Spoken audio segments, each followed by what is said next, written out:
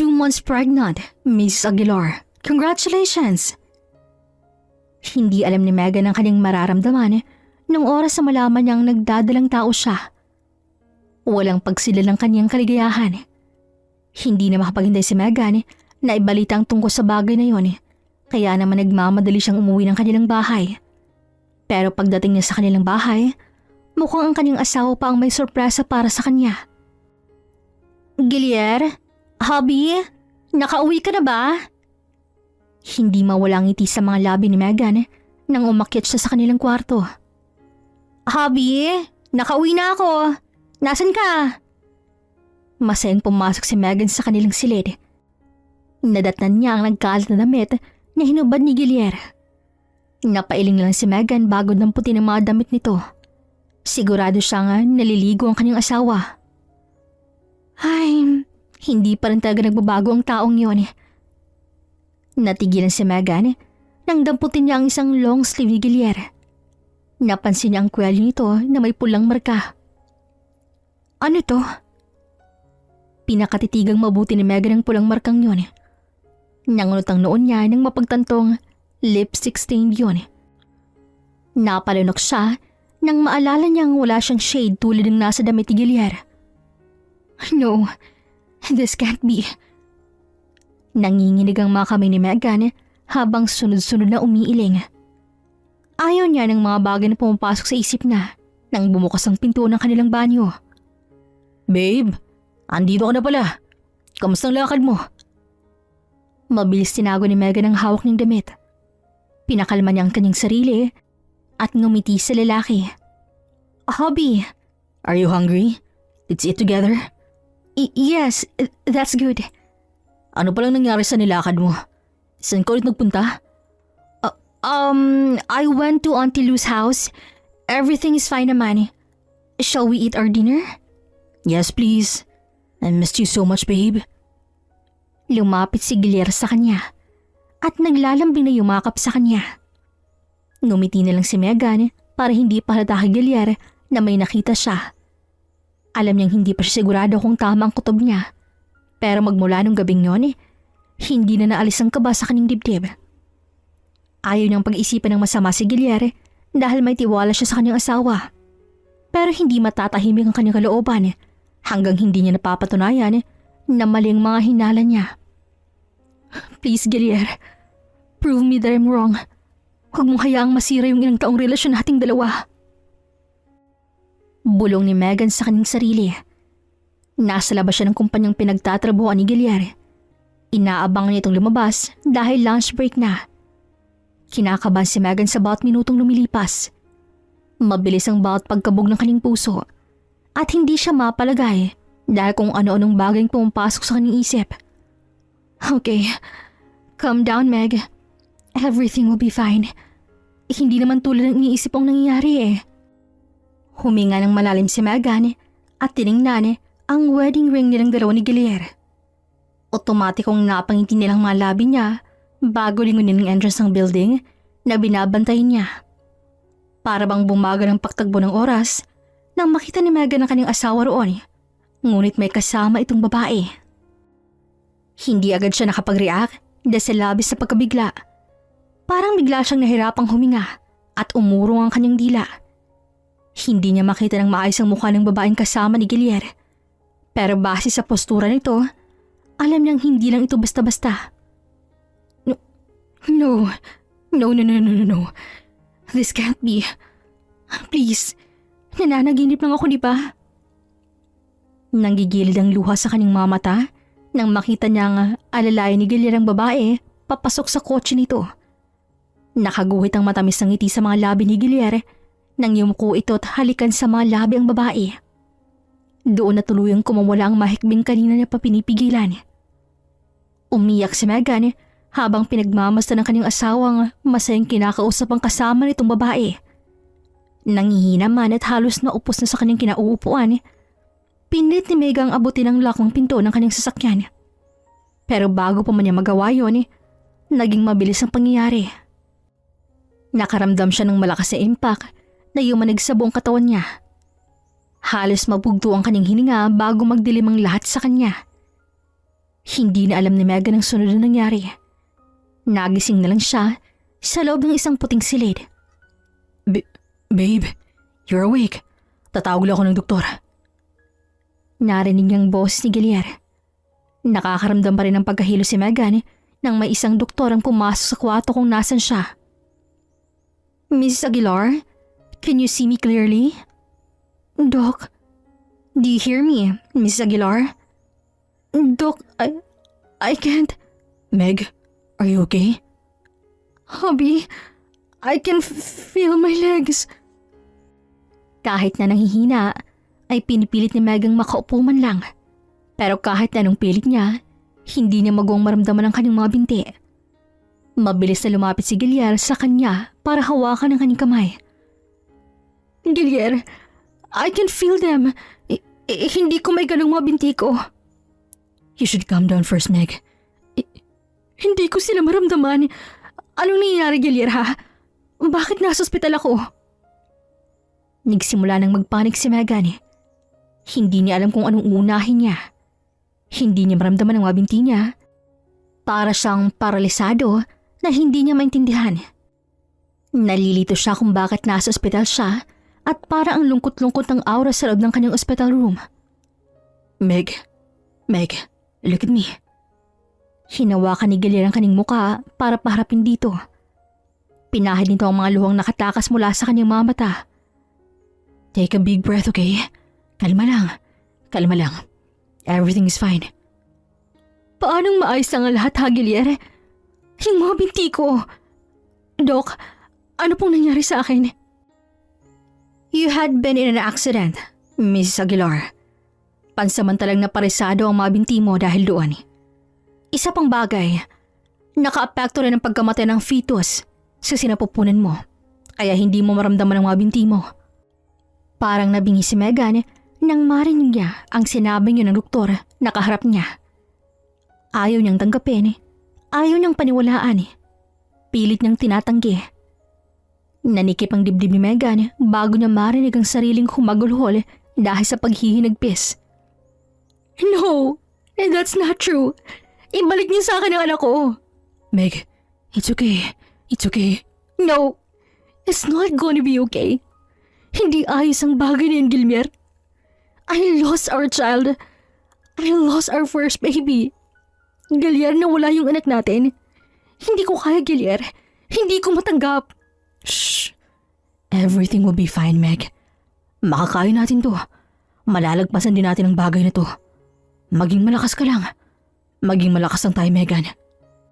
No. Hindi ko kaya. Anak natin yun. Baby natin. Unang anak natin, Gilier. No, this is my fault. Napayakap na lang si Megan sa kanyang asawa habang patuloy sa paghagulhol. Parang ayaw niyang maniwala. Pakiramdam niya na nanaginip lang siya ng mga oras na yun. Para siyang pinapatay habang pinoproseso sa kanyang isip ang balitang dala ng doktor.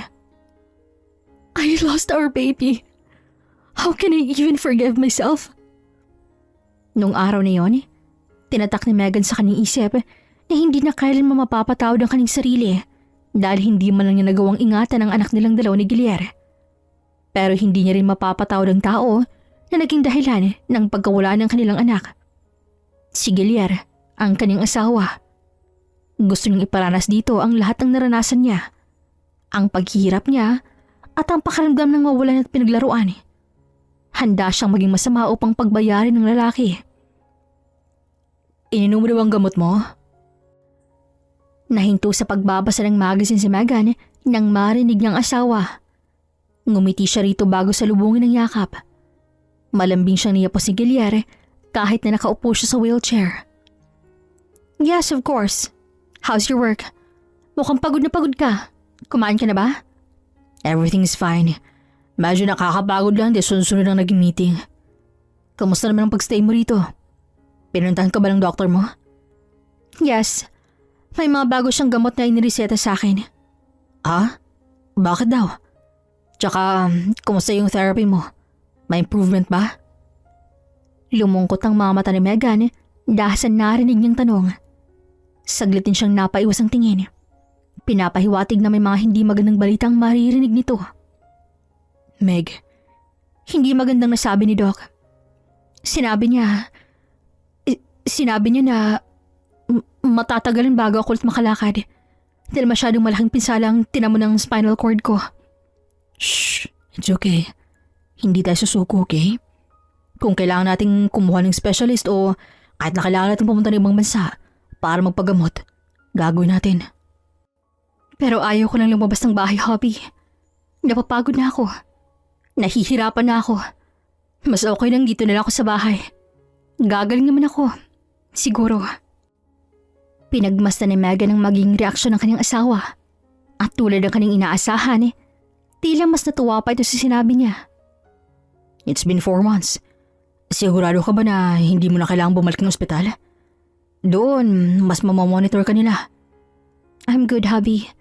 Kahit nung papaano nagagawa kong malibang ang sarili ko rito sa bahay. Ayoko na sa ospital. Ayoko nang maalala ang mga nangyari doon. Are you sure that you're okay?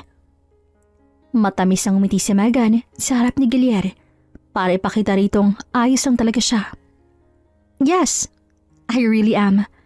Medyo nalulungkot lang ako sa tuwing naaalala ko anak natin. Pero tinutulungan ko ang sarili ko makabangon ulit. And look, mas maayos na ako ngayon kaysa noon. Kaya huwag ka masyadong mag-alala sa akin. Ikaw na rin ang nagsabi. Kung para sa atin talaga, ibibigay yun sa atin. Kumirot ang dibdib ni Megan. Para niya lang niloloko ang sarili niya habang nagsasalita. Puro kasinungalingan ang lumalabas sa kanyang mga labi dahil kahit na kailan, hindi niya magagawang tanggapin na nawala ang anak nila dahil sa pambababae ni Gilier. Pero mukhang naniwala ang kanyang asawa sa naging arte niya. Kitang-kita ni Megan kung paano magaan ang umiti si Gilier sa kanyang harapan bago siya nito halikan sa noo. Niyakap siya nito ng mahigpit. Kapag magaling ka na, pagpaplanuhan ulit natin ang pag-aanak. Nang marinig yun, ay napairap na lang si Megan. Kinikilabutan siya sa galing umarte ni Gilier sa harap niya. Lumpo siya, hindi tanga. Alam niya na kahit na aksidente siya, hindi pa rin tumitigil si Gilier sa pambababae nito. Hindi na lang lipstick stain ang nakikita niya sa damit ni Gilier. Naaamoy niya ang hindi familiar na perfume sa damit nito. Hibla ng mabuhok na alam niyang hindi sa kanya. At ang pinakamatibay na ebidensya na hawak niya ay ang lipstick na hindi niya pagmamayari na nakita niya mismo sa suitcase ni Gilier. Dahil sa mga nakita, napagtanto ni Megan na hindi na tulad ng dati ang lahat. Go! Play as much as you want with your little mistress, Gilier. Sisiguraduhin ko na kahit na pagngiti, hindi mo na magagawa. Ginalaw ni Megan ang kanyang mga paa at walang kahirap-hirap na tumayo mula sa wheelchair. Napangiti na lang siya. Hindi alam ni Gilier na nakakalakad na siya dahil parte ito ng kanyang plano. At pahagatin ang lahat sa kanyang pain. Higit pa sa pagiging isang lumpo ang ipaparanas ko sa buhay mo. Kasabay ng pagkawala ng kanilang anak, ang pagkawala ng kanyang pagmamahal para kay Gilier. Hindi na siya magpapakatanga muli sa lalaki. Pero hindi niya kayang mawala ito nang hindi niya nagagawa ang mga plano niya para dito. Kaz! Napaigtad si Megan nang bigla na lang sumulpot sa kanilang bahay si Tiffany. Isa sa kanyang mga pinsan. Kusa na lang umarko ang isang matamis ang ngiti sa kanyang mga labi nang makita ang dalaga. Tiffany! A long time no see, Kaz. Napadalaw ka. Oh my God, Meg. I missed you so much. Lumapit si Tiffany sa kanya at mahigpit siya nitong niyakap. Kumusta na ba ang buhay natin? Ang tagal din nating hindi nagkita, ha? I'm good, Tiffany. Tuloy-tuloy pa rin ang gamutan at pagta-therapy ko. Ikaw, kumusta ka na? Mabutit binisita mo na ako rito. Eto, ayos lang din ako. Kauwi ko lang galing London. Tapos na yung trabaho ko ron eh. Sorry ha, ngayon ako nakadalaw sa'yo. Minsan lang kasi ako makauwi ng Pilipinas eh. Pero ngayon, nandito na ako ulit. That's okay, cause I'm happy to hear that. By the way, do you want to eat something? Let's catch up. I miss you so much. Let's go? Pumunta sila sa kusina para maghanda ng kanilang makakain. Hindi mawala ang masayang ngiti sa mga labi ni Megan nang makita niyang muli si Tiffany. Sa lahat ng pinsan niya, ito lang ang labis ng pinagkakatiwalaan sa lahat. Kung maaari lang din, gusto niyang ikwento rito ang lahat ng nangyayari sa kanilang dalawa ni Guillermo. Actually, last month pa ako nakauwi. Pero you know naman, super dami ng mga trabahong pinapagawa sa akin. I almost forgot how to enjoy my life. My God. Don't worry, Tiffany. Baka naman ma-promote ka na dahil sa pinapagawa nila sa'yo. Konting tiis na lang, cuz. Ay, susunugin ko talagang kumpanya nila kapag hindi pa nila ako promote, no? By the way, kumusta na kayo ni Guillermo? I'm sorry for your loss, ha? Hindi ako makapaniwala na nawala ang baby niyo nung naaksidente ka. Para din akong mababaliw ng mga oras na yun. Gustong gusto kong umuwi pero hindi ko magawa. That's okay, Tiffany. I understand. Pero alam mo naman, mahirap pa rin sa akin na tanggapin ang bagay na yun. But I have to. Kailangan kong magpakatatag dahil wala akong ibang choice. Hindi ako pwedeng huminto na lang doon. Iniisip ko na lang na baka hindi pa oras para mag-anak kaming dalawa ni Guillermo. Yes, cause nangyayari ang lahat ng to dahil sa mga rason. Alam ko na may maganda siyang plano sa inyong dalawa ni Guillermo. Kaya laban lang, Meg. I'm here now. Don't worry. Sasamahan muna kita rito sa bahay niyo habang wala akong trabaho. What do you mean by that? Nag-file ako ng leave sa trabaho ko, no? Gusto kitang samahan dahil nalaman ko na ikaw lang talaga laging mag-isa rito. Kahit sina auntie at uncle, ayaw mong pupuntahin dito. May sarili rin kasi silang buhay si mama at papa. Ayokong umikot lang buhay nila sa akin. Saka, kaya ko, Tiffany. Lumalaban ako. Hindi nila kailangang mag-alala sa akin. Pero sana ako payagan mo. Alam mo naman na ayaw ko umuwi sa bahay namin dahil kung sino-sino lalaking pinapakilala ni mama sa akin, no? Wala namang problema sa akin, Tiffany. May guest room naman kami rito. Pero, wala ka pa ring boyfriend, ha? God, Tiffany. You're already 25 years old. Wala pa rin ba talaga? Napangisi si Megan nang makita niyang pinamulahan ng pisngi si Tiffany. Naging malikot ang mga mata nito bago hawian ang buhok nito para iipit sa likod ng tenga. Natigilan si Megan nang makita ang suot na hikaw ng kaning pinsan. Napalunok na lang siya at saglit na natigilan. Meron na, pero hindi pa kami legal. You know, ligawan pa lang. Pero I'm sure this year, may papakilala ko siya sa'yo. Hindi nagawang umiti agad ni Megan nang marinig ang sinabing yun ni Tiffany. Naramdaman niyang biglang pagbilis ng tibok ng kanyang puso. Tiffany, ang ganda ng hikaw mo ah. Eto ba? Bagay sa akin, di ba? Bigay sa akin to ng nililigawan ko. Mahal daw ang bili niya rito. Is that so? I love it. Bagay na bagay sa'yo. I know, right? Natawa silang dalawa. Pero ang tawa ni Megan ay hilaw. Sa hindi malamang dahilan ay kinabahan siya. Dahil ang nakikita niyang hikaw na suot ni Tiffany ngayon ay ang natatandaan niyang suot na hikaw ng babaeng kasama ni Guillermo nung araw na maaksidente siya. Pilit niyang sinasabi sa kanyang sarili na maraming ganong hikaw sa mundo. Pero kakaibang pagkabog ng kanyang dibdib. Pakiramdam niya may mali. Ang planong pagsasabi sana kay Tiffany tungkol sa pambababae ni Guillermo ay hindi niya muna sinabi. Pati ang mga plano niya ay sinarili niya muna. Alam niyang mali pero hindi maganda talagang kutob niya. Mukhang kailangan niyang mas maging mapagmatyag. Naalimpungatan si Megan dahil sa sigaw ni Tiffany galing sa labas. Tiningnan niya ang kanyang tabi at nakita niyang hindi pa nakakauwi si Guillermo. Huminga siya ng malalim bago tumayo at sumakay sa wheelchair para tingnan kung anong nangyari sa pinsan niya. Tiffany? Where are you? I'm really sorry. Hindi ko sinasadya. Natigilan si Megan nang marinig ang boss ni Guillermo kung saan. Mabilis niyang pinagulong ang kanyang wheelchair patungo sa kusina kung saan niya natagpuan ang dalawa. Nakatapos lang ng tuwalya si Tiffany habang si Guillermo ay parang natataranta. Anong nangyayari dito? Kunot noong tanong ni Megan. Sabay na tumingin ang dalawa sa kanya.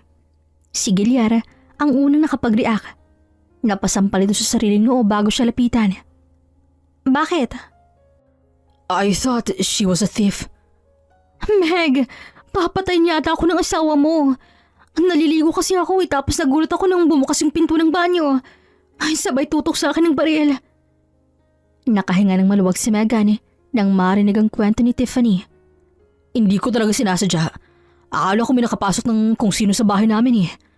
I'm so sorry, Tiffany. Sorry, hindi ko nasabi sa'yo.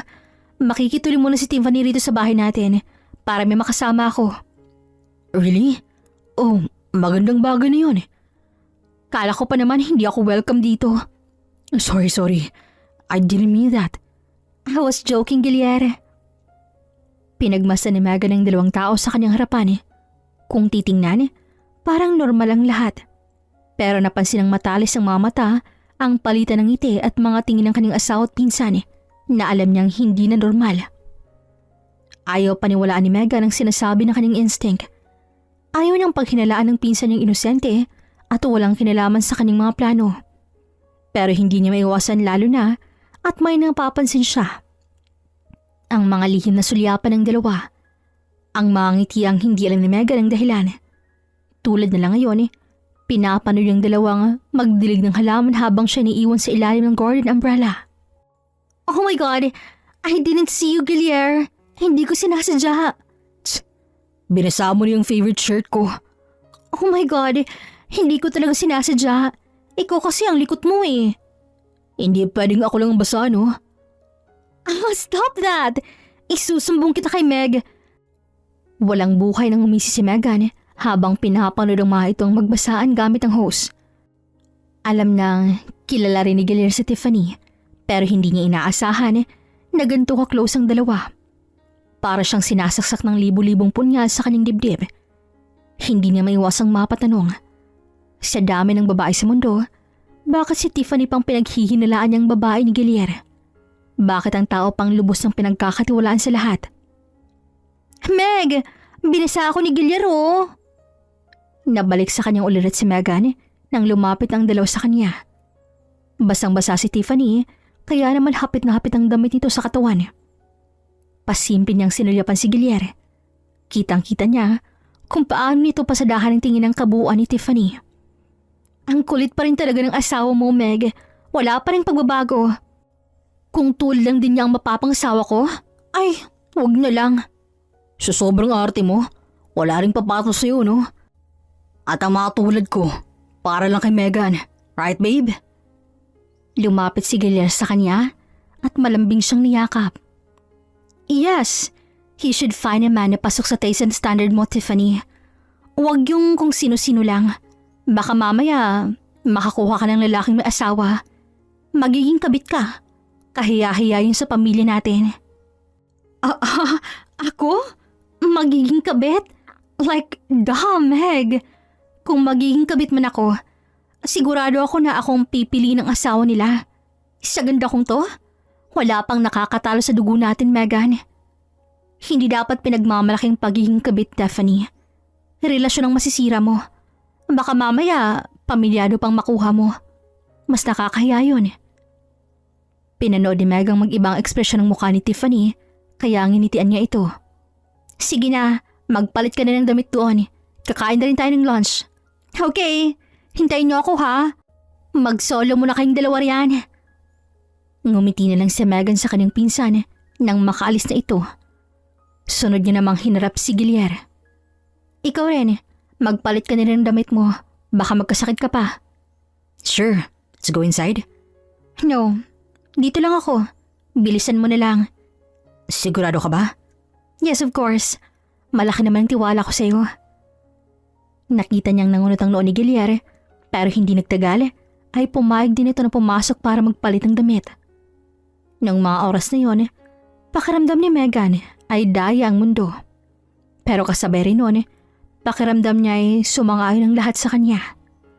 Ang mga taong tulad ni Gilier at ng babae nito na sa palagay niya si Tiffany dapat itinuturuan ng leksyon. So, shall we start the game? Matirang matalino. Lumipas ang mga araw na kasama nila si Tiffany sa bahay. Kaya naman, patuloy si Megan sa kanyang ginagawang pagmamatiyag.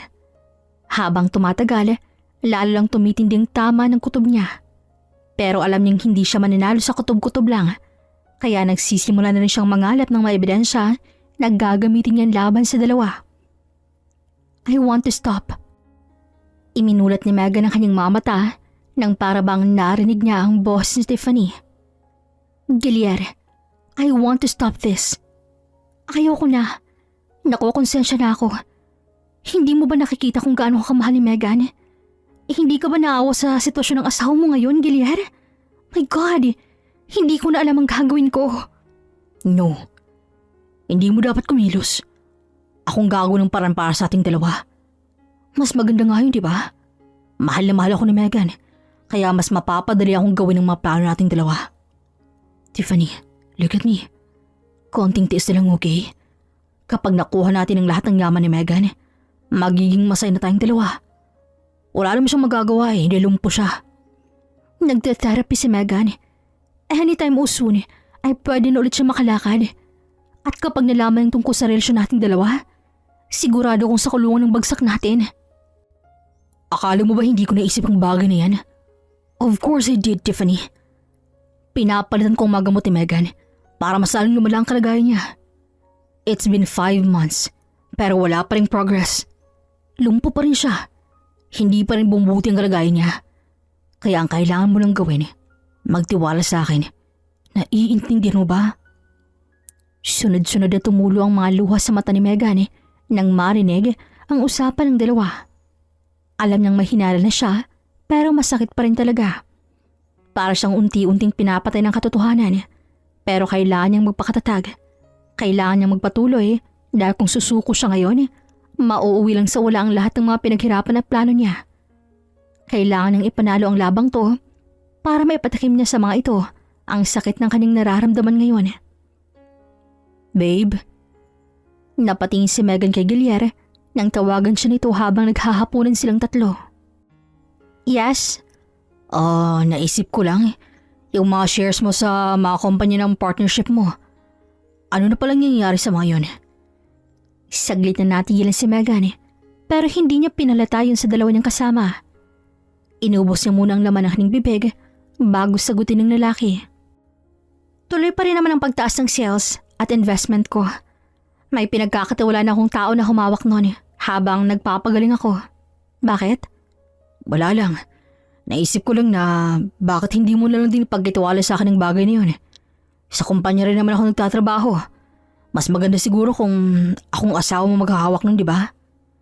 I agree with Gilier. Baka makahila pa kayo ng ibang investors or businessman na makipag-partnership sa inyo kapag nalaman nilang asawa mong nagpapatakbo ng negosyo niya ngayon. I get your point. Pero alam ko na marami ka ng ginagawa. Ayoko namang malunod ko masyado sa trabaho mo. Baka rin mawalan ka na ng oras sa akin. Sus, napaka-cheesy mo naman, cuz. I'm just worried. Ayoko nahihirapan si Gilier.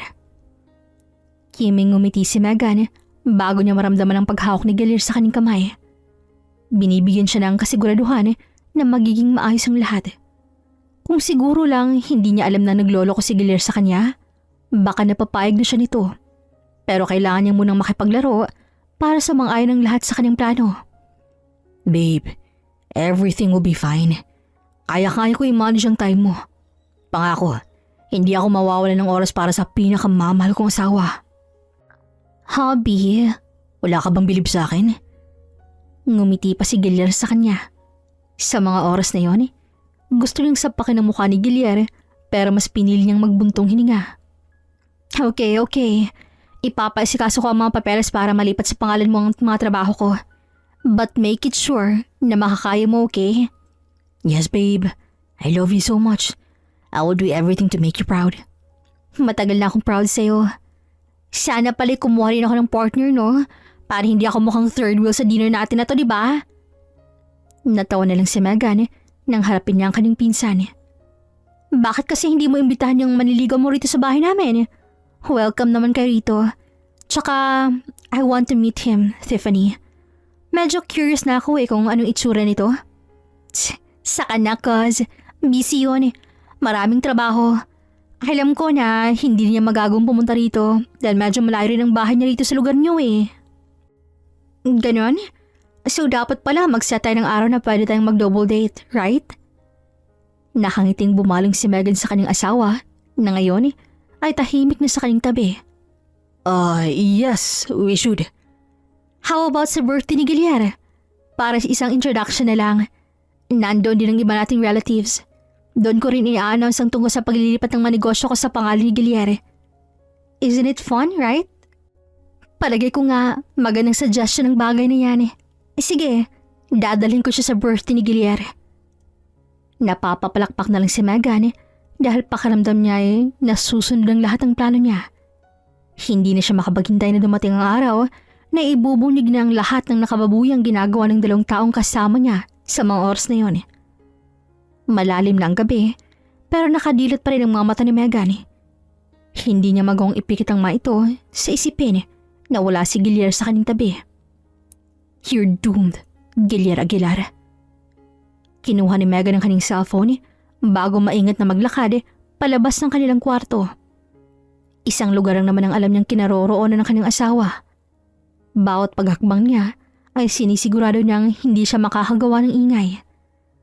Inilagay niya sa video ang cellphone niya, saka siya nagtungo sa guest room kung nasan si Tiffany natutulog. Bahagyang nakaawa ang pinto nito, kaya inilusot niya rin ang cellphone niya habang nakarecord. Sinabi ko naman siya magtiwala ka lang sa akin, di ba? Tingnan mo. Napakagat ko agad sa pain natin si Megan. Bulag na bulag talaga siya pagmamahal sa akin.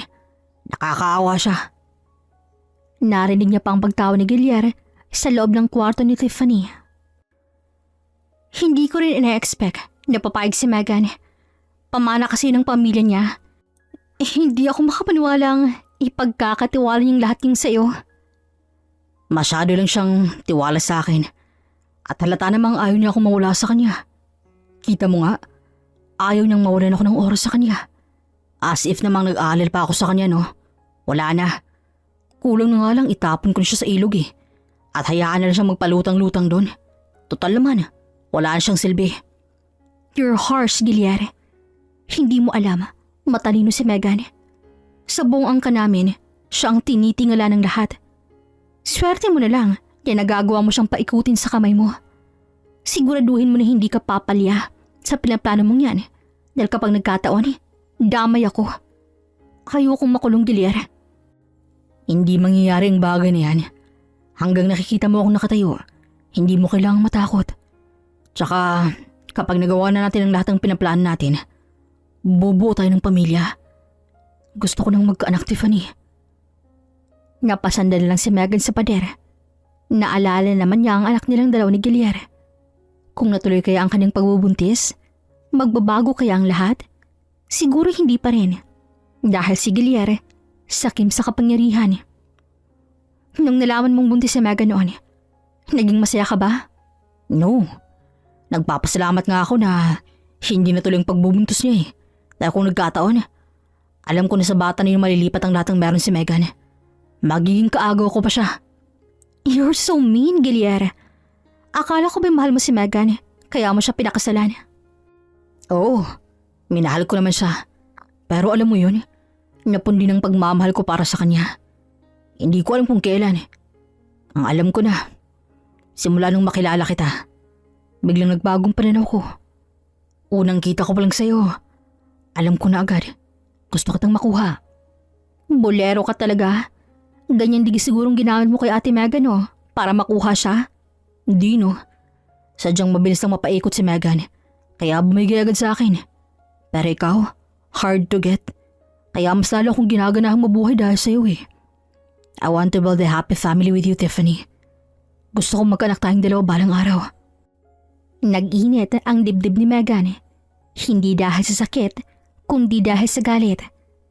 Ngayon niya napagtanto na wala na talagang pag-asang relasyon nilang 2 ni Gilyar at oras na para bumitaw. Pero alam niyang hindi pa ito ang tamang oras. Kailangan niya pang magtimpi na hindi suguro ng 2 sa loob ng kwarto kung saan naririnig ang mahihinang halinghinga ng mga ito. Nandidiri si Megan. Hindi niya matanggap sa kanyang sarili na pumatol siya sa isang tulad ni Gilyar. Bigla niyang naalala ang kanilang mga pinagsamahan. Parang kung dati lang ay sa kanya pa sinasabi ni Gilyar ang mga bagay na yon. Ngayon ay nangingilabot na siya habang naririnig yon. Hindi siya makapaniwala na ang lalaking kasiping ngayon ng kanyang pinsan ay ang lalaking minahal niya noon. Tiffany, nakapagluto.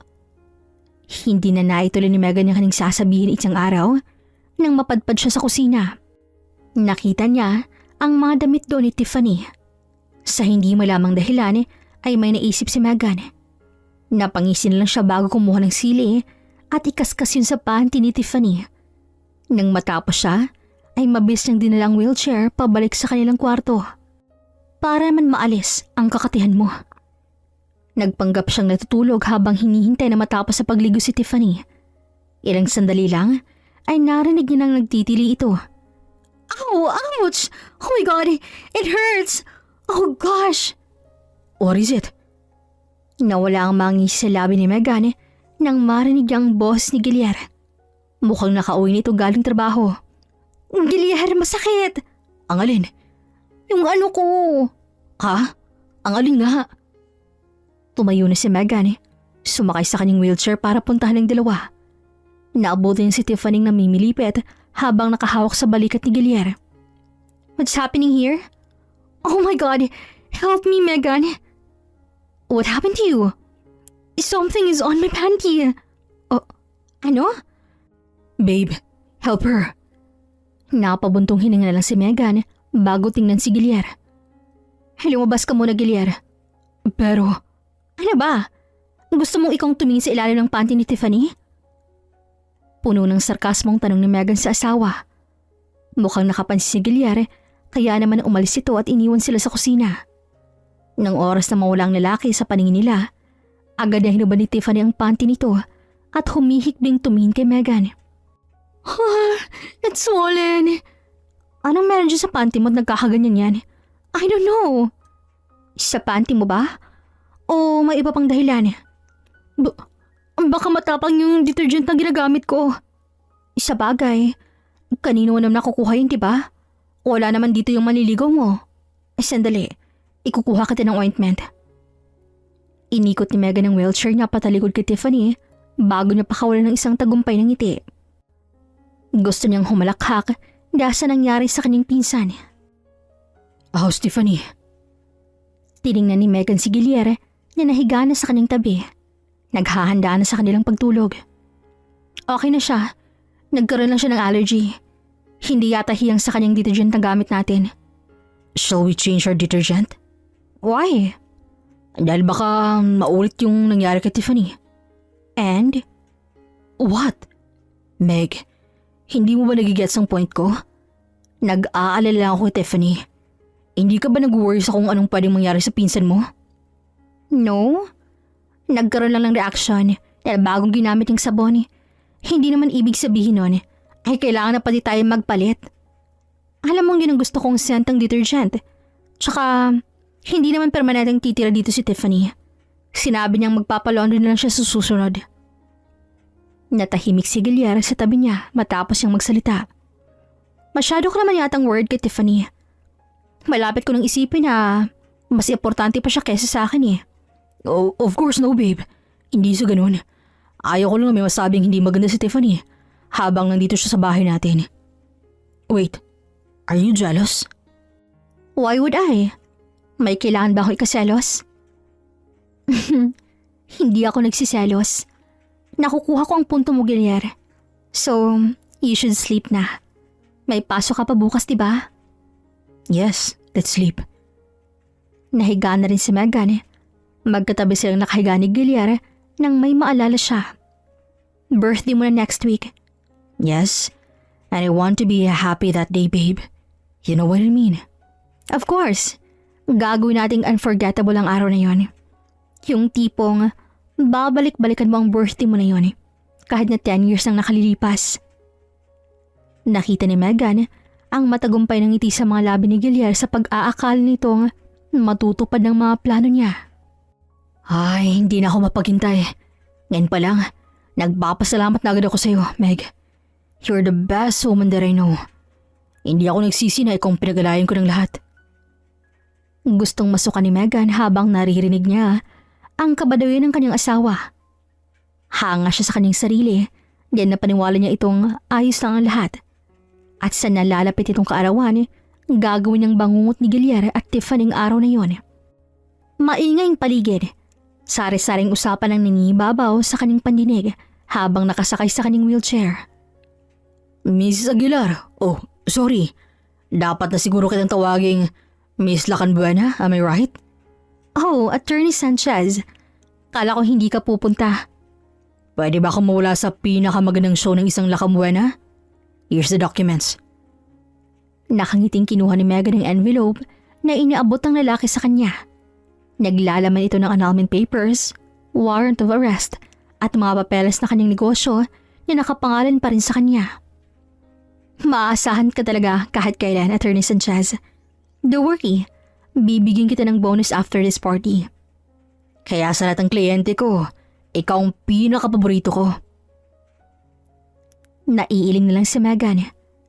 Matagal niya ng abogado si Attorney Sanchez at ilang beses niya nang nasubukan ng lalaki kaya tiwalan siya sa galing nito. Mukhang nagkakasayahan kayo ah. Kanina pa kita hinahanap, babe. Gilier, si Attorney Sanchez. I invited him in your party. Attorney Sanchez, it's nice to meet you here. Salamat po sa pagpunta sa birthday ko. Oh, don't mention it.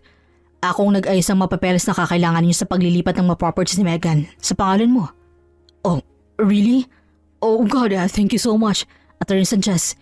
It's a relief to both of us. Kayo pa. Malakas kayong mag-asawa sa akin. So paano? Andun muna ako. I will wait for your announcement, Mrs. Aguilar. Thank you again, Attorney Sanchez. Anytime. Happy birthday again, Mr. Aguilar. Nakangiting pinanaw din na Megan na makaalis sa kanyang harapan ng lalaki. Nang mawala ito, sabik na humarap si Gilier sa kanya. Did I hear it right? Ayos ang mapapeles ang properties mo? Si Attorney Sanchez talaga. Surprise pa naman sana yun. But anyway, narinig mo na kaya hindi ko na itatanggi pa. Tinaas si Megan ang hawak ng envelope. Kukuhanin sana ni Gilier sa kanyang kamay yun nang iiwas niya ito at binigyan ng isang mapaglarong mga ngiti. Later, hubby. Sa'yo naman lahat to eh. I can't wait to see it, Meg. Thank you very much. This is the best gift that I ever had. I love you so much. I know. Natutuwa si Megang panoorin si Gilier na makipag-usap sa mga bisita nito. Kung paano nito ipagmalaki na may lilipat ng mga properties sa lalaki. Gustong humalakak ni Megan pero konting oras na lang ang kanyang hinihintay para matapos ang lahat ng plano niya. And once again, let's call our birthday celebrant to blow his cake with his beloved wife, Mrs. Megan Lacanbuena Aguilar. Palakpakan ang sumalubong kina Megan at Gilier nang umakyat na sila sa mini stage na nakaset up. Kumakanta ng birthday song ang lahat nang nakangiting umakyat si Tiffany dala ang cake ni Gilier. Happy birthday, Gilier! Thank you, Tiffany. Kinuha ni Gilier ang cake sa kamay ni Tiffany pero napansin niya ang lihim na paghaplos ng kanyang asawa sa kamay ni Tiffany. Napairap na lang si Megan bago ayusin ang buhok dahil malapit ng spotlight sa kanya. Make a wish, Mr. Aguilar. Ay, ano pa bang hihilingin ko? May maganda at mapagmahal na akong asawa. Swerte ako sa pamilya ko at magandang buhay na meron kami ngayon. May malusog na katawan si Megan. Wala na yata akong hilingin pa kung hindi ang maging masaya habang buhay. Tumingin si Gilier sa kanya na may ngiti sa mga mata. Nagigilid pa ang mga luha nito sa sobrang saya. Kaya may ngumiti si Megan sa asawa. Si Ma'am Megan naman ang tanungin natin. May message or wish ka po ba for our birthday celebrant? Nanginginig ang kamay ni Megan na inabot ng mic mula sa host. Hindi niya na magawang ngumiti ng maayos dahil sa wakas, dumating na ang kanyang pinakahihintay na oras. Tulad ng sinabi ng asawa ko, gusto kong magkaroon siya ng masayang buhay kahit na hindi na akong kasama niya. Magkaroon siya ng malusog na katawan kahit na magkalayo kami. At sana maging malakas siya sa mga pagkakataong haharapin niya ang consequences ng mga nagiging actions niya. Wow! Parang farewell message atang atake ni Ma'am Megan. Charot lang. Continue lang po, ma'am. Ano? Gusto ko lang ipaalala sa kanyang mga bagay na yun. Dahil hindi sa lahat ng oras, magkasama kaming dalawa. Nakangiting tumingin si Megan kay Gilier. Nasa gilid nito si Tiffany na nakatingin din sa kanya at mukhang naghihintay sa mga sasabihin niya. Ito nang magandang pagkakataon para ibunyag ang lahat. Nung nililigawan mo pa lang ako, wala na akong makitang mali sa'yo. Sobrang perfect mo na sa mga mata ko. Kaya nga siguro, ikaw rin ang lalaking pinakasalan ko. Walang araw na hindi mo iparamdam sa akin kung gaano mo ako kamahal. Hanggang ngayon naman, ganun ka pa rin. Sobrang thankful ako kay Lord na ikaw yung makakasama ko habang buhay. Kahit na may hindi pagkakaunawaan, naayos agad natin. Kahit na naksidente ako, nalumpo at nawala ng anak, nandun ka pa rin sa tabi ko at pinaglaban ako. Hindi mo ako sinukuan kahit na sukong-suko na ako ng mga panahong yun. Sinamahan mo ako sa laban ko. Naririnig ni Megan ang mahikbi ng taong nakikinig sa kanya. Kaya naman mas lalo siyang napaiyak. Lahat ng mga sinabi ko, totoong lahat ng yun. Nagpapasalamat ako ng totoo sa'yo. Pero hanggang doon na lang yun. Nakita ni Megan ang pagbalate ng pagtataka sa mukha ni Guillermo dahil sa huli niyang sinabi. Pati ang pinsan niyang si Tiffany ay nangunot ang noo habang nakatingin sa kanya. Naririnig niya rin ang mahinang bulungan ng mga bisita nila. Megan, what do you mean by that? Ay, pwede na talaga ako mag-audition ito. Pinasa ni Megan ang luha niya. Nilinis ang mukha sa katuminang nakangiti sa asawa niya na hanggang ngayon ay wala pa ring alam sa nangyayari. So, shall I start with my unforgettable surprise for you? Napasinghap ang lahat ng tao nang tumayo siya't walang kahirap-hirap na humakbang palapit kay Guillermo. Gulat na gulat ang mga to sa nakita at para ba silang nakakita ng multo sa mga isura nito. Megan, akala ko ba hindi ka nakakalakad? Surprise! Hindi na ako binigo sa maging reaksyon niyo. I love it! Megan, what's happening? Kailan ka man nakakalakad? Bakit hindi mo sinabi sa akin na magaling ka na? Kapag sinabi ko sa'yo, hindi na magiging surprise yun. At kapag nalaman mo na nakakalakad na ako, baka lumpuhin mo lang ulit ako. What are you talking about? Hindi ko gawin ng bagay na yun. Yes, you can. Ano? Itatanggi mo bang mga maling gamot na pinapainom mo sa akin? Para ano? Lumala pa lalong kalagayan ko? Come on, I'm not like you. Utak ipes. Hinarap ni Megan ang kanyang pinsan na halos takasan na ng dugo dahil sa labis na pamumutla nito. Mas lalong napangisi si Megan. Sa naging reaksyon pa lang ng mga ito, huling-huli niya ang dalawa. He knew it, right? Meg, shut up. Wala kang karapatang magsalita dahil hindi pa ako tapos. Hindi pa tayo dumarating sa exciting part, Tiffany. Kaya kalma ka lang dyan. No, I'm out. Wala akong alam sa sinasabi mo. Aalis na sana ang babae nang hilahin niya ito sa braso at malakas sa sampalin. Napasinghap ang lahat sa ginawa niya. Naramdaman mo ba? Aramdam mo ba kung gaano ko galit sa mga oras na to, ha? Huwag mo kong tinatalikuran dahil hindi lang yun ang aabutin mo sa akin. Pabalibag ng binitawan si Tiffany bago siya ng mga taong nagkokontrol sa big screen kung saan naka-flash ang mukha ni Guillermo. Ang kanyang lively at colorful na banner ay napalitan ng mga hubad na larawan ng kanyang asawa at si Tiffany. No, no, no. This is not happening. Megan, stop this. Itigil mong kabaliwan mo. Hindi ako titigil. Hindi ako ang baliw, kundi kayo. Mga hayop kayo. Wala kayong kaluluwa. Habang patuloy na nagsislide ang mga ebidensya ng kuha niya, simulan niya na rin ang isiwalat ang lahat. Hindi niya inalis ang tingin niya sa dalawang tao na sumira sa kanyang buhay. 5 months ago, I got the news that I'm 2 months pregnant with our first child. I was so happy that time because finally, we're going to have a happy family. Pero nawala ang lahat ng yon nang pumasok sa eksena ng aking pinakamamahal na pinsan. None other than Tiffany Mariano.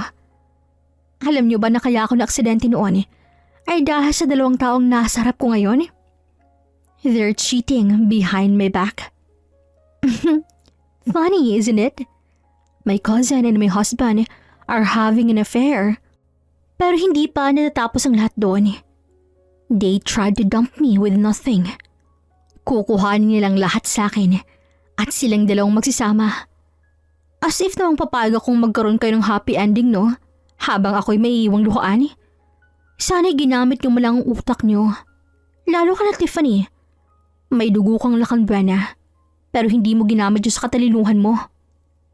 Megan. At ikaw, ang galing mo. Sobrang galing mo. Ang galing mong magsinungaling na halos munti ko nang hindi malamang nagloloko ka na pala. Alam kong matalino kang tao, Gilier. At isa yun sa mga katangiang nagustuhan ko sa'yo. Pero hindi ko alam kung bakit naging tanga ka at naging sakim sa kapangyarihan. Anong dahilan mo para hindi mo makontento sa kung anong meron ka, ha? Anong palusot mo kung bakit pati si Tiffany ay tinalo mo? Masarap ba? Masaya ka ba habang nakikisiping ka kay Tiffany? Nandun ako sa kabilang kwarto. Ang kapal-kapal ng mukha mo. Sa mismong bahay pa talaga natin, Gilier. Sa buhay at bahay na pinangarap natin. Sa bahay na sabay nating binuo kasama ang mga plano nating dalawa. Gilier, doon natin binuo yung pamilya natin. Kaya paano mo nagawang babuyin yun, ha? Sabihin mo sa akin, saan ako nagkulang para maghanap ka ng iba? Sa dami ng babae sa mundo? Si Tiffany pa talaga? Napahikbi na lang si Megan habang inilalabas ang galit kay Gilier. Hindi niya napigilan ng sarili na ibato sa mukha nito ang hawak ng mic. Napatras ang lalaki dahil sa ginawa niya, pero isang malakas na sampal ang ginawad niya rito. Nagbabakasakali siyang magising sa kahibangan ng kanyang asawa. Alam mo kung gaano kahalaga si Tiffany sa akin. Ibinigay ko lahat sa iyo, Gilier. Lahat ng meron ako, meron ka rin. Pero hindi ka pa rin talaga nakontento. At hindi na ako kontento ang mga taong masyadong ambisyoso sa buhay. Cause, isa ka pa. Napakakapal ang mukha mo. Saan ka kumukuha ng lakas ng loob, ha, para tawagin pa akong pinsan? Paano mo nagagawang humarap sa akin at magpanggap na ayos ang lahat? Pinatuloy kita sa bahay dahil hindi lang pinsan ang tingin ko sa'yo. Kapatid na kita, Tiffany. Itinuring kita bilang kalahati ko. Kaya bakit mo nagawa sa akin to, ha? Tumingala si Megan para pigilan ang mga luha niyang patuloy sa pag-agos. Oh my God! Hindi ko maisip na magagawa niyo sa akin ng bagay na ito. Gilier, for 6 freaking years, magkasama tayo ng halos 6 na taon. Sabihin mo nga sa akin kung alin sa mga ginawa mo ang totoo at alin doon ang kasinungalingan lang. Sa tuwing umuuwi ka sa bahay, hinahalikan mo ako gamit ang mga labing ginamit mo rin para halikan si Tiffany. Hindi ka ba nadidiri sa sarili mo? Sana'y binigyan mo ng kahihiyan ng sarili mo, Gilier. You're a businessman. Hindi ka prostitute. Napaluhod na lang si Gilier sa kanyang harapan habang humihikbi. Buong pagsusumamo siya nitong tiningala. I'm sorry, Megan. I'm really sorry. Hindi ko alam. Hindi ko alam kung kailan nagsimula ang lahat. Hindi ko matandaan kung kailan ako nagsimulang magkasala sa iyo. Pero maniwala ka. Mahal na mahal kita, Megan. Ang puso ko, sa'yo lang to. Sa'yo na lang ang pagmamahal mong yan, Gilier. Hindi ko kailangan ng manulokong tao sa buhay ko. Kahit nahalikan mo ang sahig, hindi na ako babalik ulit sa'yo. Tama ng isang beses. Hindi na ako uulit pa. Meg, please. Please, cause. Forgive me. Believe me, Meg. Gusto ko lang ihinto. Sinubukan kong promeno. Pero si Gilier, hindi na ako hinayaang maging hadlang sa mga plano niya. Meg, hindi ko na kayang magalit ka sa akin. Patawarin mo ako, Meg. Nakikiusap ako. You lose the chance, Tiffany. Sa dami ng pagkakataon para putulin ang relasyon ng asawa ko, hindi mo ginawa. Kung talagang ayaw mo magalit ako sa'yo, sana nung una pa lang nagawa mo na yan. Kung totoong nagmamalasakit ka sa akin, hindi ka makikiapid sa asawa ko. I hate you, Tiffany. Galit na galit ako sa inyong dalawa. Hindi na ako makakatagal na tingnan kayo dahil nasusok ako sa magmumukha ninyo. Pinahid ni Megan ang mga luha niya. Inayos ang kanyang postura. Taas na siyang tumingin sa mga taong nakasaksi sa kanilang palabas. Ladies and gentlemen, I'm Megan Lacanbuena, the years of Lacanbuena Empire. Pinapakilala ko sa inyo ang dalawang taksil na to. Tandaan yung pagmumukha nila dahil baka pamili nyo namang sirain nila. Umugong ang bulungan sa paligid. Mga matang puno ng panghusga ang binabato ng mato kina Gilyar na ngayon ay nakaluhod sa kanyang harapan. Makomentong dudurog sa mga puso nito. Tiningnan ni Megan ang kanyang asawa. Kitang-kita niya sa mamukha nito ang labis sa pagsisisi. Pero huli ng lahat, nawala na ang awa sa kanyang puso. Ang natira na lang, galit. Kinuha niyang envelope na binigay ni Attorney Sanchez kanina. Kinuha niya rin ang warrant of arrest at annulment papers nila ni Gilyar. Tinapon niya yun sa mukha ng lalaki. That's my gift for you. Hope you like it. Happy birthday, Mr. Gilyar Aguilar.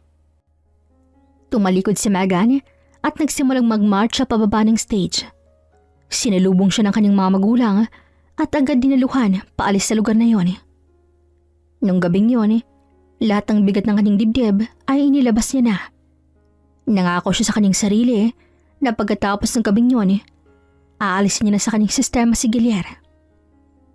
Sabi nila, kapag mahal mo, ipaglaban mo.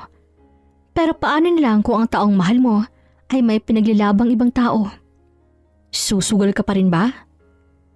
Mahirap pumasok sa isang relasyon dahil hindi lang puso mong kailangang itaya, kundi pati na rin ang buhay mo.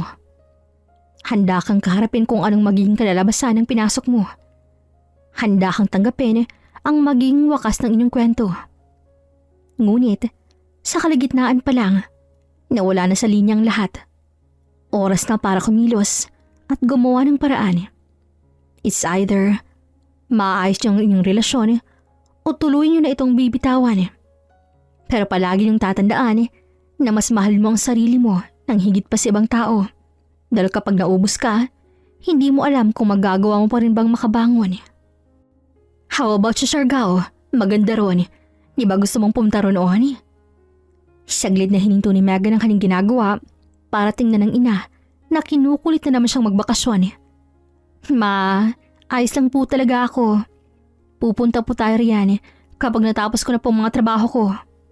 Nako, kailan pa matatapos ang mga yan? Sa susunod na taon? Kapag mahina na ako? Kapag pantay ng mga pa ako? Minsan na nga lang ako humiling sa'yo. Hindi mo pa mapagbigyan. Megan, huwag mong sayangin ang buhay mo dahil sa manloloko mong asawa, dati mong asawa. Aba anak, maganda ka, bata ka pa, marami ka pang makikilalang ibang lalaki. Imbes na magpaka-stress ka sa trabaho mo, bakit hindi ka mamasyat mag-relax? Umuwi ka nga rito sa bahay pero puro trabaho ka naman. Sana hindi ka na lang bumalik dito, parang hindi ka rin naman makikisama. Natigilan si Megan at napating sa inang ngayon ay nag-hysterical na. Alam niyang nag-aalala lang ito sa kanya pero nakukuha niya ang pinupunto nito. Simula nung maghiwalay na silang dalaw ni Gilyar, wala siyang ibang ginawa kung hindi magtrabaho ng magtrabaho para maging abala. Ni hindi niya na nagagawang gawin ng mga dating gawain na magdagat, magbar at mamasyal sa ibang bansa. Sorry ma, sariwa pa kasi sa akin ang lahat Hindi ko alam kung paano makakaabante. Kapag wala akong ginagawa, silang naiisip ko. Naaalala ko ang panulokong ginawa nila sa akin. Sorry kung hindi ako makapaglaan ng oras sa inyo. Dahil pakiramdam ko, maabala ko lang din kayo ma. Kahit na kailan ay hindi ka naging abala sa amin. Naiintindihan namin ang pinagdadaanan mo ngayon, Megan. Pero gusto lang din namin ng papa mo na iparamdam na andito kami. Hindi ka nag-iisa, anak. Kapag malungkot ka o gusto mong umiyak, lumapit ka sa amin. Yumakap ka sa kakaumiyak. Magpahinga ka sa amin dahil mga magulang mo kami, Megan. Kusa na lang tumulo ang luha galing sa kanyang mga mata nang dahil sa narinig niya mula sa kanyang ina. Alam niyang hindi agad nawawala ang sakit at sugat sa kanyang puso. Pero alam niya, naniniwala siyang magiging maayos silang lahat. Kailangan niya lang bigyan ng oras ang kanyang sarili para makabawi. Isa lang lakad mo. Pupunta pa ako ng presinto pa. Kailangan mo nang makakasama. Sakto, wala akong ginagawa. Hindi na po pa. Saglit lang naman po ako roon. Tsaka may pupuntahan pa po ako pagkatapos kong duman sa presinto. Sige, basta mag-iingat ka ha. Kapag may problema, tawagan mo lang kami ng mama mo. Sige po pa, una na po ako. Dahil sa matibay na ebidensyang hawak niya, patong-patong ng mga kasong kinakaharap ni Gilyar at Tiffany na ngayon ay nakakulong na. Naputo na rin ang ugnayan niya sa kanyang mga in-laws na sa kahihiyang sinapit nito. Nagkaroon din ng agwat ang pagitan ng kanyang mga magulang at sa mga magulang ni Tiffany dahil sa nangyari. Hindi inaasahan ni Megan na maging ganito kagulo ang kalalabasan ng mga nangyari. Pero sa kabilang banda, naging masaya siya dahil nagawa niyang makuhang hustisya. Napanood niyang mga taong nanakit sa kanya at nagawa niyang makalaya mula sa panuloko ng dati niyang asawa. Meg, Napatingin si Megan sa lalaking tumawag sa kanya. Nakasuto ng kulay kahel na damit at nakaposes ang mga kamay. Tumaas na lang ang kanyang mga kilay. Hindi bagay siyang orange. wala akong ibang choice. Ito lang ang available na color ngayon. Here, it's our annulment paper. Ongoing na annulment natin. Medyo matagal pero siguradong nang mawawala ng bisang kasal nating dalawa pagdating ng araw.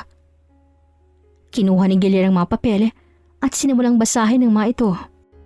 Nakita ni Megan ang pagbalatay ng lungkot at sakit sa mga mata nito habang binabasa ang mga nakasulat doon. Tuloy na talaga. What do you expect? Patatagalin ko pa to? Come on, Gilyar. I don't love you anymore. Wala na akong nakitang dahilan para dalhin ang apelido mo. May iba na ba? Anong klaseng tanong yan? Porke nakikipaghiwalay meron na agad bago? Hindi ba pwedeng napagod lang ako? Nawala na yung pagmamahal ko sa'yo? Hindi lahat ng nakikipaghiwalay ay may nahanap ng kapalit. Yung iba, mas gusto mo nang mahalin ng sarili. At ganun ang gusto kong mangyari. Wala eh. Masyado ako naubos sa relasyon nating dalawa.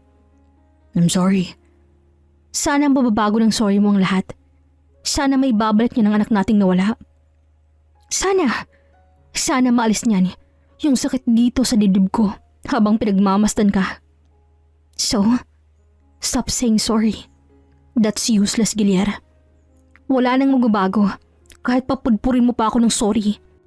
You cheated on me and you can change that fact. Huminga ng malalim si Megan at nag-iwas ng tingin. Masyado talaga siyang nadadala ng kanyang emosyon sa tuwing makakaharap niya si Gilyar. Nag-uumapaw pa rin ang galit niya sa lalaki kahit na pinagbabayaran na nito ang mga nagawang kasalanan sa kanya. Alam ko, hindi mo na ako kayang patawarin pa. Hindi rin kita pipilitin na patawarin ako. Dahil alam ko kung gaano kasakit ang nagawa ko sa'yo. Pero sana bitawan mo na ako, Megan. Alisin mo na ako sa buhay mo. Sa isip mo, sa puso mo, sa buong sistema mo. Iwan mo na ako rito. Dahil hanggang nandyan ako, hindi mawawala ang bigat sa dibdib mo. Kahit na kailan, ay hindi ka magiging maayos. Tiningnan ni Megan si Gilyar na seryosong nagsasalita sa harap niya ngayon. Handa na akong kaharapin ng mga parusang iniatang sa akin. Tinanggap ko ng katotohanang kahit makalaya ako mula rito, hindi ko pa rin magagawang makalaya mula sa kanakaraan nating dalawa. Habang buhay kong dadalhin yun. Habang buhay kong pagbabayaran. Kaya sige na, Megan. Ayos na ako rito. Hindi mo na kailangang mag-alala na baka hindi ako mahirapan at hindi ko mapagbayaran ang lahat ng mga kasalanan ko sa'yo. Diyos nang bahala sa akin, Megan. You should move forward. Tumayo si Megan at kinuha ang mga gamit niya. Kahit na nagsasitap si Gilyar ay tumalikod na siya. Pero kahit saan ka makapunta, palagi mong tatandaan na minahal kita, Megan. Sa 6 na taon na magkasama tayong dalawa, walang nangyaring pagpapanggap ang mga yun. Totoong lahat ng pinapakita ko, ng mga sinabi ko, at ang mga ginagawa ko. Matapos man ang relasyon nating dalawa, ang puso ko, nasa iyo pa rin to. Nagpatuloy na sa paglalakad si Megan. Hindi niya na muling nilingon si Gilyar. Tuloy niya nang iniwan ng lalaki dahil para siyang sinasaksak sa puso habang pinapakinggan nito. Para din siyang pinaparusahan dahil sa nangyari sa kanya ngayon. Huminga ng malalim si Megan nang makapasok na siya sa kanyang sasakyan. Okay, it's time to move on. Para siyang nakalutang sa kawalan habang nagmamaneho. Hindi alam ni Megan ang nangyari sa kanya. Hindi na nga lang niya alam kung paano siya nakarating sa sementeryo nang hindi na-aksidente. Bumaba siya, dalang binilyang bulaklak. Naglakad siya, papunta sa isang maliit na lapidang nakabaon sa lupa. Malungkot na lang siya nang makita ang dapat na pangalan ng magiging anak niya. "Hey kid, Mommy's here. I bought you some flowers." Malungkot nang umiti si Megan dahil hindi mo lang sila nagkaroon ng pagkakataong malaman ang gender ng kanilang magiging unang anak. Naupo siya sa damuhan at sinimulang pagmasdan ng lapida ng baby nilang dalawa ni Gilier. At habang kinakausap to, napagtanto ni Megan na hindi pa talaga oras para magkaanak sila. Dahil kung natuloy ang kanyang pagbubuntis, baka kamuhian lang din sila ng kanilang magiging anak. Sa kabilang banda ay nagpapasalamat siya na hindi nito nasaksihan ang pangit na mundo. Mundo kung saan mas lamang ang kapangyarihan kesa sa tunay na pagmamahal. Hanggang dito na lamang po. This is Regine here in Miss Teen Stories. Daghan kayong salamat!